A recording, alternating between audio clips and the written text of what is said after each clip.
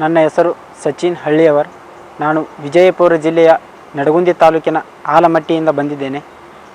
ನಾನು BCom ಮುಗಿಸಿ ನನ್ನ ಪದವಿಯನ್ನು ಮುಗಿಸಿದ್ದೇನೆ.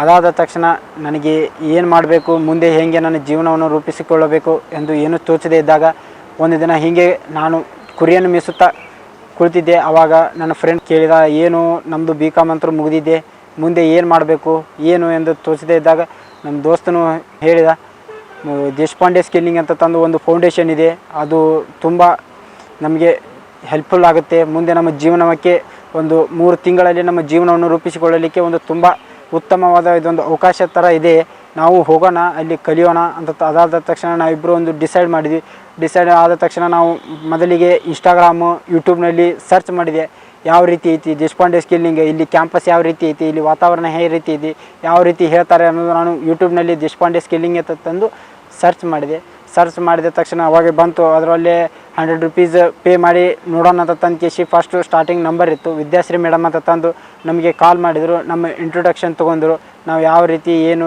ಹಂಗೆ ಅಂತ ತಂದು ಕೇಸಿ. ಅದಾದ ತಕ್ಷಣ ಆ ಮೇಡಮ್ ಅವ್ರ ಜೊತೆ ಮಾತನಾಡಿದ ತಕ್ಷಣ ಅವರು ಹೇಳಿದರು, ಈ ರೀತಿ ಐತಿ, 3 ತಿಂಗಳ ಕೋರ್ಸ್ ಇರ್ತೈತಿ, ನಿಮ್ಮದು DSF ಕೋರ್ಸ್ ಅಂತ ತಂದು ಕೇಸಿ ಉತ್ತಮವಾದ ನಿಮಗೆ ಹಾಸ್ಟೆಲ್ ಇರ್ತೈತಿ ಮತ್ತು ಊಟದ ವಸತಿ ಊಟ ಎಲ್ಲ ನಮ್ಮ ಕಡೆಯಲ್ಲಿ ಥರನೇ ಇರ್ತೈತಿ, ಟೋಟಲ್ ಫೀಸ್ ಎಲ್ಲ ಹೇಳಿದರು, ಉತ್ತಮವಾಗಿದೆ ನನ್ನ ಕ್ಯಾಂಪಸ್. ಅದಾದ ತಕ್ಷಣ ನಾನು ನನ್ನ ಫ್ರೆಂಡು ಒಂದು ದಿನ ಬಂದ್ವಿ ಇಲ್ಲಿ ಕ್ಯಾಂಪಸ್ ನೋಡಲಿಕ್ಕೆ ಯಾವ ರೀತಿ ಐತೆ ಅಂತ ತಂದು ಕೇಸಿ.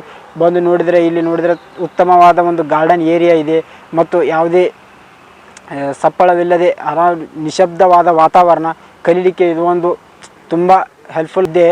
ಅದಾದ ತಕ್ಷಣ ನಾವು ಇಲ್ಲಿ ಬಂದು ನೋಡಿದ್ವಿ, ಇಲ್ಲಿ ಕ್ಯಾಂಪಸ್ ನೋಡಿದ್ವಿ, ಇಲ್ಲಿ ಸಾಕಷ್ಟು ವಿದ್ಯಾರ್ಥಿಗಳು ಕಲಿಯೋದನ್ನು ನೋಡಿದ್ವಿ ಮತ್ತು ಅವರು ಇಂಗ್ಲೀಷ್ನಲ್ಲಿ ಮಾತನಾಡೋದನ್ನು ನೋಡಿ ಕೇಸಿ ನಮಗೆ ಒಂಥರ ರೋಮಾಂಚನವಾಯಿತು.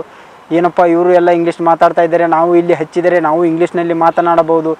ಮತ್ತು ಒನ್ ಡೇ ನಾವು ದೇಶಪಾಂಡೆ ಸ್ಕಿಲ್ಲಿಂಗ್ ಬಂದ್ವಿ. ಒಬ್ಬರು ವಿದ್ಯಾ ಮೇಡಮ್ ಅಂತ ಫೋನ್ ಮಾಡಿದ್ರು ನಮಗೆ, ಅವರೆಲ್ಲ ಇನ್ಫಾರ್ಮೇಷನ್ ಕೊಟ್ಟರು ದೇಶಪಾಂಡೆ ಸ್ಕಿಲ್ಲಿಂಗ್ ಬಗ್ಗೆ.